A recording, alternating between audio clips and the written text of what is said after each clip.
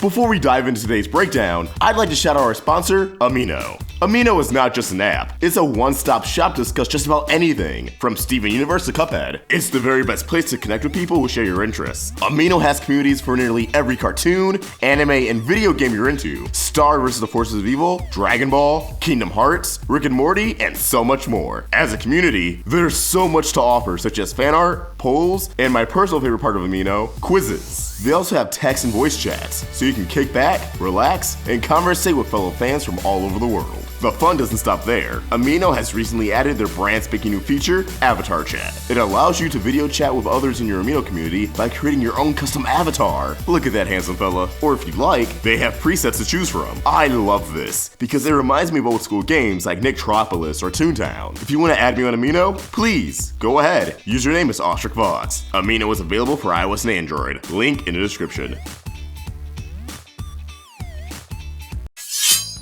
Welcome back to Crystal Clear. We're about to enter the final month of this current Steven Universe hiatus before we get brand spanking new episodes in April. Prepping ourselves for the continuation of Season 5 and all the mysteries lying within, there's one mystery I like to revisit: Pink Diamond's Pearl. Where is she? Who is she? Or should I say, who are they? You know, plural, I didn't mean that to rhyme, but we have reason to believe that Pink Diamond didn't just have one pearl in her entire lifespan, but had at the very least two. At two different points in time. But where did this idea come from? Ladies and gentlemen, please crack open your Steven Universe Art and Origins book to page 105. If you don't have Art and Origins, consider picking it up on Amazon. And if you do, support the channel and purchase it through our Amazon store, amazon.com/shop/theroundtable. Back to page 105, however, the Crewniverse reveals to the world the process of writing and storyboarding. But there's a specific wall of text that caught the eye of many. It reads, "There exists an artifact with the power to reveal infinite Steven Universe wisdom, to gift the one who holds it the godlike vision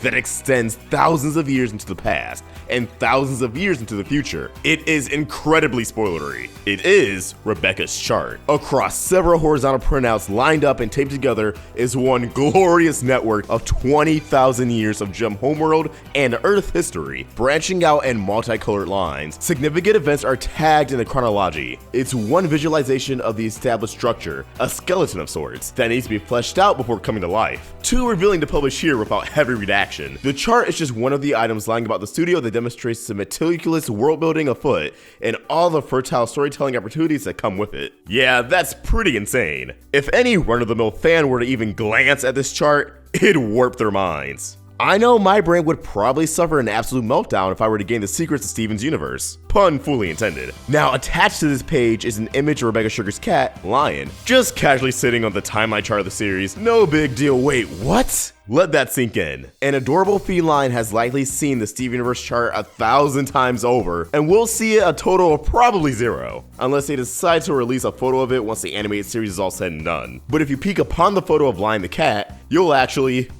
see writing on the chart? Now, this obviously isn't a crystal clear image of the chart itself. The focus is on Lion, but fans have gone out of their way to decipher what they can. And make no mistake, odds are this photo especially was chosen for the book, just to mess with our heads. The fans who look both in and out of the show itself for a deeper meaning, trying to prognosticate future plot points. Well, consider my head messed with, Crewniverse. Consider it messed with. So what teases did the masterminds at the Steven Universe office leave for us? Well, I'd say the bottom left blue text is the most legible, that avid readers were spreading online ever since the book first came out last summer. Again, considering what's covered up, this was a Crewniverse intentionally driving us up the wall. A new, sensible blankety is custom blank and delivered pink. Trying to make sense of the blanks alone, let's play it safe and say, a new, sensible gem is custom made and delivered to pink. Now, I'm assuming where the text is conveniently covered by a sticky doesn't actually say gem, but rather a specific gem. To narrow this down, let's jump back to the trial. I discussed this before, but Blue Zircon's case against the claims that Rose Quartz Shatter Pink Diamond brought 3 gems to light: agates, sapphires, and Pink Diamond's Pearl. Now, I still believe an agate from her court will make an appearance during this murder mystery arc, either in present day or in a flashback. But I don't see why an agate would be custom made and delivered to Pink to be more sensible. Possibly because, going off Holly Blue agate, they terrify and discipline their soldiers, and a defective agate could be incapable of accomplishing such a thing. But that seems rather minor on a scale of a sapphire or a pearl. I do want to address that defective sapphire could be a problem. Long-term viewers may be acquainted with my idea that Paparacha was Pink Diamond Sapphire, and her delayed visions contributed to the failed detection of Rose Quartz sneaking up on Pink and shattering her. Again, Pink herself may have been inclined to keep Paparacha around if that was the case. We saw how animate Pink was to have her own army. That dedication could inspire her to work with what she has, putting up with the lesser gems in hopes of keeping it all together. Crackpot scenarios aside, even then, why would that warrant a custom sapphire, and not just a normal sapphire who could predict the future, well, normally? No, I'm on board with the majority that believes this piece of the chart fully reads, a new, sensible pearl is custom made and delivered to Pink.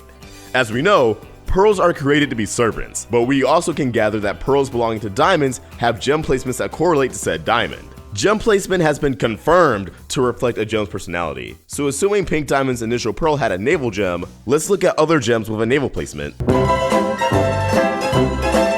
Yeah, I think we can safely conclude she may have had problems with that pearl. But there's also the fact Pink Diamond's gems seem kinda prone to just being more laid back, silly, so on and so forth. Thus, getting a new pearl not only made for Pink Diamond, but customized to behave a certain way to carry out her duties makes the most sense. A pearl that serves a diamond has to accommodate the diamond and assist them in the best way possible. Pink's initial pearl may have goofed off and distracted her more than actually help her in the long run. The fact sensible is one of the words to describe the new pearl indicates the first pearl lacked the sense needed to be on our toes. And when there's a rebellion after Pink's neck, being alert and ready is definitely a requirement. The new pearl could serve Pink, but not necessarily behave like Pink. The resemblance less uncanny. Now, could this new pearl be our pearl? I think it's possible and impossible all at the same time. The evidence against it makes a stronger case. On one hand, Pearl has a four-headed gem placement, which marks intelligence, sense, strategy, everything Pearl possesses. And with the new keyring coming out, many have been quick to point out that Pearl resembles Pink Diamond's outfit the most, but I still think she has a blend of all the diamonds, not just a singular one. For a pearl to be custom made, she doesn't have to sport a pink hue to serve Pink. And if all the diamonds contributed to mold the best pearl, contributing their own features into her, that multicolor scheme begins to add up. On the other hand, assuming this custom pearl was Pink Diamond's last pearl, it couldn't be our pearl, as we've seen from a flashback in Gemcation that she was combating Pink Diamond prior to her shattering. And we need to account she's known to homeroad as a rebel defective pearl. Coupled with the knowledge that Pink's pearl was present when Pink was shattered, it just doesn't add up. Was the original Pink pearl shattered? I think that's up to Pink Diamond to decide. But considering all the Rose Quartz gems were bubbled after Rose began to rebel, I feel like she may not have actually been the type to shatter her own kind on sight. Perhaps the original pearl was relocated to a different gem, or was bubbled and hidden away, ideally being lost to time. The idea of two pink pearls being out there actually excites me. From a narrative standpoint, if Steven was to run into the first pink pearl, he'd still be out of the loop on the day Pink was shattered, but learning more about the beginning of Pink's legacy on Earth, it'd keep the suspense going. I am excited to eventually see Pink Pearl pop up in the series, and let's be honest, they can introduce as many pearls as they want. DD Magna Hall is still being paid all the same. But as always, what do you think? Do you believe there were two pink pearls? What are your theories? Please leave your thoughts in the comments below, or tweet them directly to me at OstricVox, or at the Roundtable on Twitter, Facebook, and Instagram at RoundtableVids. If you enjoyed this video, be sure to like, share, if you're new here, subscribe. Check out the latest Crystal Clear IRL, hit that bell for notifications to stay in the loop of all things Steven. Swing by our Teespring store and pick up a Steven Universe inspired design. Thanks for watching, and I hope you have a beautiful day. OstricVox out. See ya.